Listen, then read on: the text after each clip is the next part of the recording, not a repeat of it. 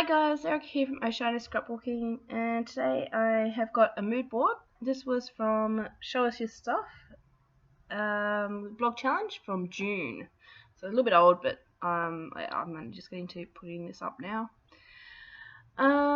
Right, so I am planning on doing some watercolouring and stuff on the background. So I've got my gesso, my watercolours, and I picked out some Charms Creations embellishments and some pattern paper.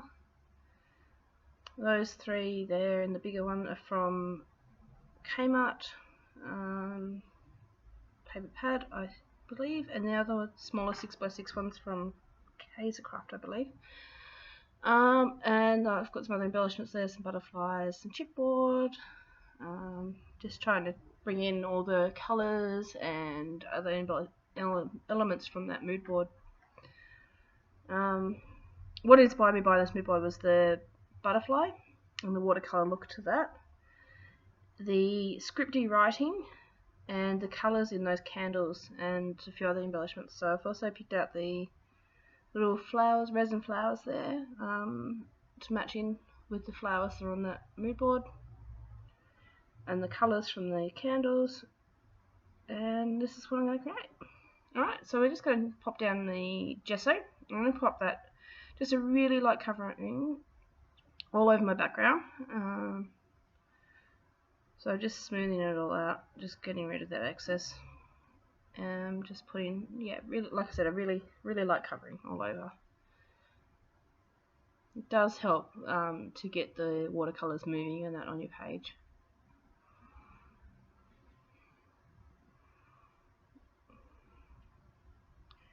Okay, now that that's dried, I'm going to go in with my watercolors and start adding a little bit of color. So I'm picking up the sort of pinks and peaches and sort of through to orange, and just sort of mixing them together a bit.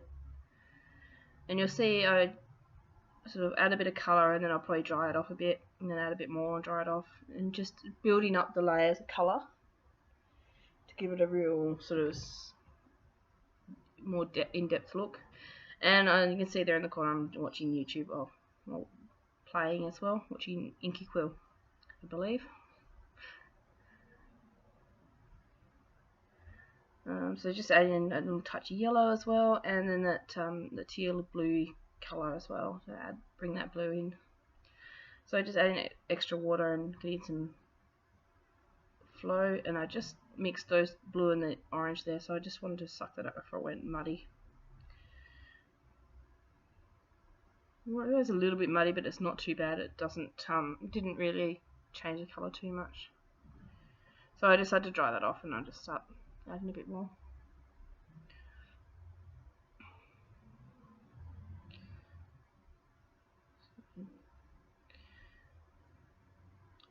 Add lots of water to get it really flowing.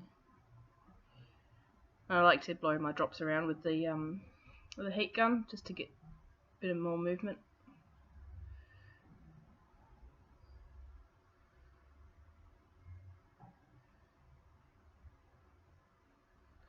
So I'm using a water brush loaded with just plain water, and a squirt bottle with water in it as well, just to get that.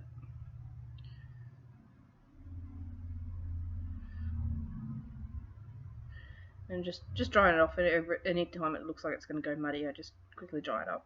It doesn't hurt it at all, just sort of, you lose a little bit of colour, but not too much.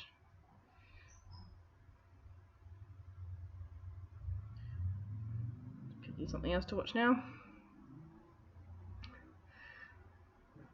I couldn't tell you what I'm watching now, I have no idea. Alright, so yeah, I just keep adding, layering it up until I'm happy with the colours and everything on the page.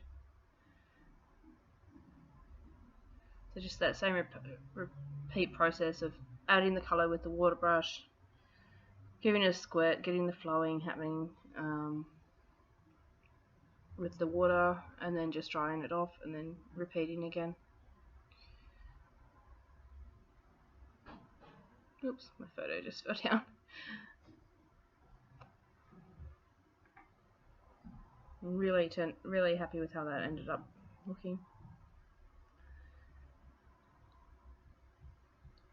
Love that really watery watercolour look to it.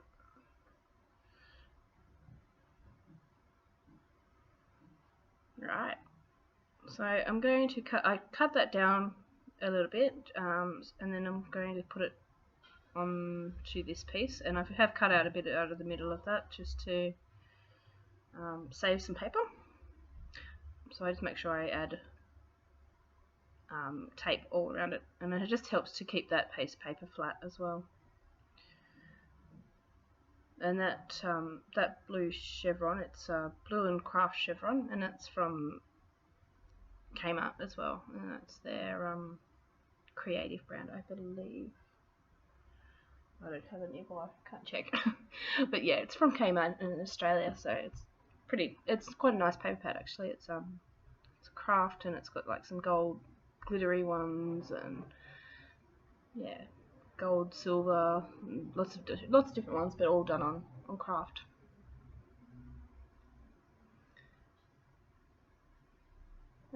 Yeah, so I'm just layering up some papers, and I think I've even used a little touch of vellum, and I don't have much vellum, so I kind of save it wherever I can. I really need to get some more, but I haven't found it very easy to come by, and when I have found it, it's been really expensive.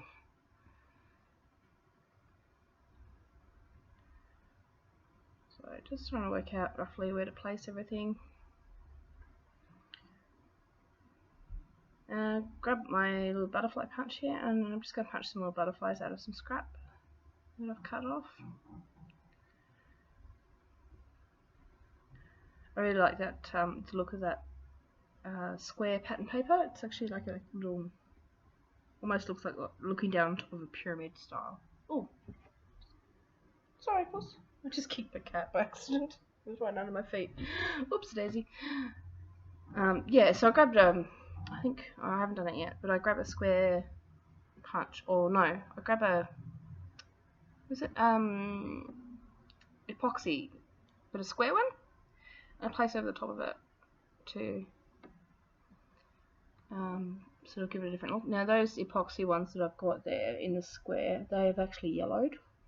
I actually bought them already yellowed. I did that deliberately. I wanted to see what they would look like if they did yellow, sort of over time, because there's been a lot of debate and a lot of question about the quality of the epoxies that we have been using to make our little epoxy flares. And so I thought I'd get some already yellowed ones just to see what it looked like, and I actually didn't mind it. It changed it a little bit, but it wasn't too bad. It could have been worse. So I just added, I think, a little tiny word sticker, and then I just add the little epoxy on top, and I just cut around it just to get the shape. Oh,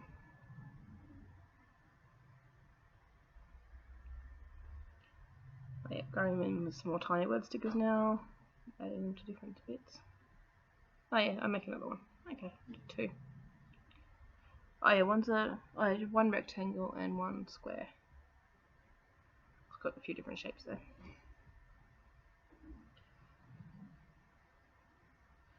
And I'm just sort of working out my embellishment clusters and things as well.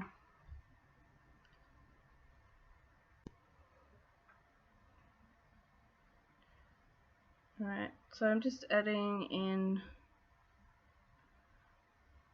Okay, so I'm just going to add in my title, and I have penciled in the word selfie. So I'm just going to go in with my black watercolor and a brush, and just try and brush script it in. Been practicing my brush scripting. I don't have the neatest of handwriting at the best of times, so I think every practice I get is, something. But it is getting there. It doesn't look too bad. So. And it's a cheap way to do titles and things, so, go for it. Better than thousands of dollars worth of stickers and things. Alright, so I'm adding some twine to this tag, chipboard tag, and I just realised I haven't actually stuck down my layout, my picture. So I'll go back in and fix that. Can't add the embellishments on if I haven't stuck down the photo. It doesn't work. in my Charms Creations embellishment, and yeah, just trying to get a little bit of a loop happening with that twine. Sort of working out roughly where I want things placed.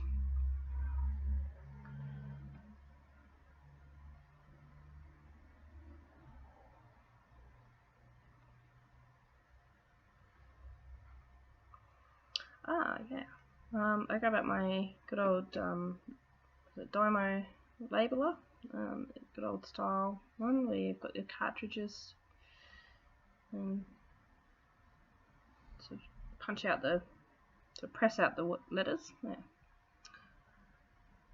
So I've written my gelling and using that labeler, and so I'm just putting it all together now. It's a great way to do strip journaling, I find.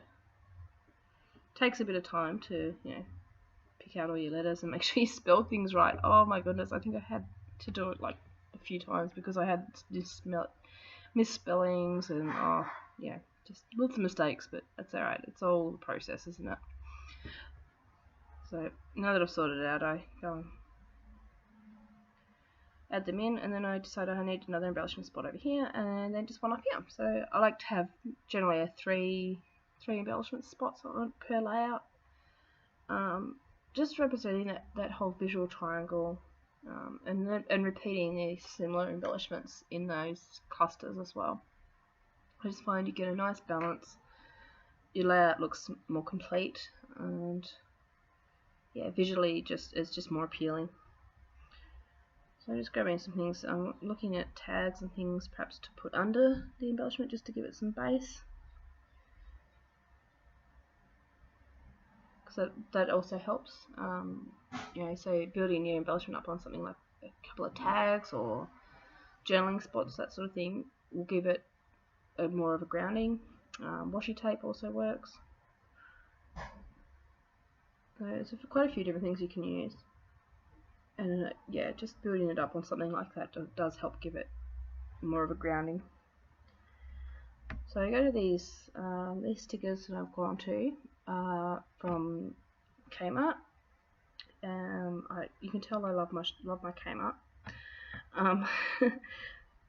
And I just add these in, and they're like printed on like a craft looking sort of paper, and they're quite cute, just black on craft. And this comes in a 3-pack, so you've got you can see there's the 3 different lots sort of stuck together there. The black on craft, and then there's layered embellishment, and then there's a white and craft and black, I think it is. Yeah, just adds a bit of something. Just trying to work out what sticker actually works best there. I do actually go with the butterflies, but I do go with that one. I add another butterfly at the top.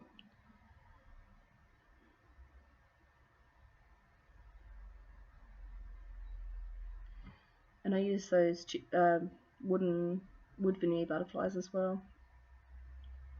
I'm just looking at adding something on that side in the same sort of pattern. I just had to add some glue. Because I peeled the sticker off a couple of times, it sort of lost its stick, so I just added a little bit of glue just to stick it down. Oh yeah, that's right, I'll go with the feather on the other side. So not a butterfly, but a feather, because even though I said repeat the same embellishments in these 3, doesn't have to be exactly the same. The element that I'm repeating for that one is the black on craft sticker, and this embellishment, this being my larger one, has different things. So it has the tag and the Charms Creations embellishment just for that added interest. Each 3 embellishment cluster has one of these. No, it doesn't. Sorry, I'm getting confused now as to what I've done. Okay, so I've added the blue flowers, resin flowers, and yes. So each embellishment cluster has the wood veneer butterfly, and they also have some of these little paper butterflies that I am now stapling together. So I've stapled them all together. They're layered with vellum and, I don't know if you can see them. Yeah, vellum and then the paper, pattern paper behind them. And then just stapled with a tiny attacher. So go in and just glue them on as well. So that's that repeating pattern through the 3 embellishment clusters that I was talking about before. And some of these handmade enamel dots. So just putting in 3 around each embellishment cluster. I think I move them around a bit because they don't quite look right where I put them to start with, so I think I've sort of bunched them together a bit.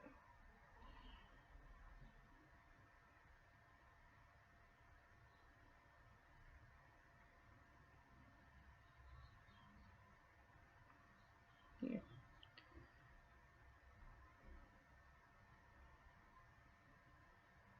I didn't put a third dot on that larger cluster because it already had that orange dot in the metal tag that I put on there. Alright, so just looking at the mood board now and just making sure I have sort of picked out the elements that I wanted to, pointing them out to you, but I sped it up too much so I can't go through it all. So, but you can see what I've done there. And quick close up.